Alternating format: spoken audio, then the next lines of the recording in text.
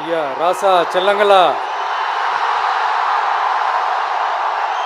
எனக்கு உண்மையை சொல்கிறேன், எனக்கு ஒரு சின்ன டவுட் இருந்தது.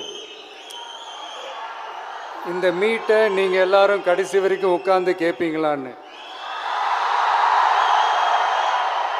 ஆனால் வேற லெவல் நீங்கள்.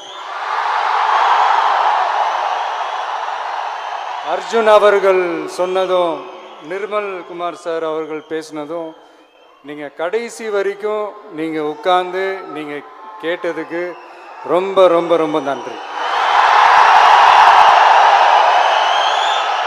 தேங்க்யூ.